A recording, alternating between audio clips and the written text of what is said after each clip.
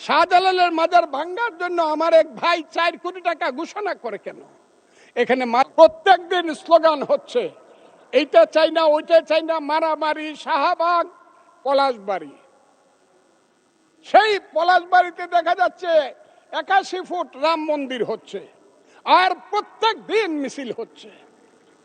রাম মন্দির চাই না, মালাউনরা দেশ ছেড়ে চলে যাও, হিন্দুরা চলে যাও, মিছিল করতেছে। তাদের পোশাকটা দেখলেই বুঝি আমি তারা কারা।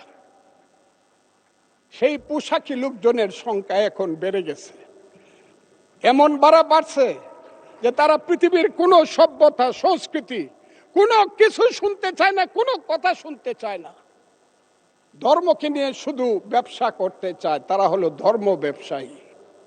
সেই সব লোকজন আজকে ওখানে যাচ্ছে, মারামারি করছে। আমি সরকারকে বলবো, স্বরাষ্ট্রমন্ত্রী আছেন, যদি মনে করেন মন্দির ওখানে করা ঠিক না বা রাম মূর্তি করা ঠিক না, বন্ধ করে দেন একদম কঠিনভাবে, যে না, এই দেশে কোনো মন্দির টন্দির বা মূর্তি করা যাবে না। কিন্তু আমি মনে করি ওই 100 না 300 ফুট মূর্তি বানাক, আমি মুসলমান, আমার কি আইলো গেল, আমি তো ওটার দিকে তাকাই না। আমি প্রয়োজনে 25 তলা মসজিদ করব, অসুবিধা কি? ওর মন্দিরে নামাজ করবে, পূজা করবে, আমি আমার মসজিদে নামাজ পড়বো, অসুবিধা কি? একসাথে কি আমরা থাকবো না? ওরা কি 9% মানুষ, 1.5 কোটি মানুষ, ওরা কি থাকবে না? এই দেশের, এদের দেশ। 14 পুরুষ আগে তো এদেরই দেশ ছিল। এটা 1204 খ্রিস্টাব্দের আগে এইখানে হিন্দু এবং বৌদ্ধদের দেশ ছিল। আমরা তো এইখানে কিভাবে আসছি?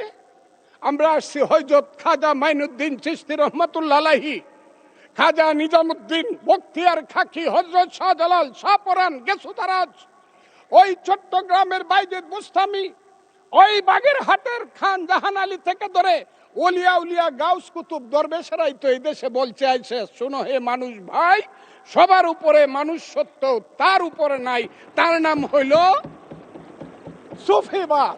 সেই সুফিবাদকে তো তারা মানে না, তারা তো মাজার ভাঙ্গিয়ে ফেলতে চায়, তারা তো আগুন দিয়া পুড়িয়ে দিতে চায়। মৌলানা মৌলভী সাহেবদেরকে আমি শ্রদ্ধা করি, কিন্তু পীর সাহেবদের দোষটা কি? যে কুষ্টিয়াতে কুপায়ে মারলেন কেন? ফরিদপুরে আগুন জ্বালায় মারলেন কেন? শাহজালালের মাজার ভাঙ্গার জন্য আমার এক ভাই 4 কোটি টাকা ঘোষণা করে কেন? এখানে মাজার থাকবে, আপনি যদি মাজারে ইচ্ছা হয় যাবেন, যাবেন না। আপনি আহলে হাদিস করবেন, করেন। আরেকজন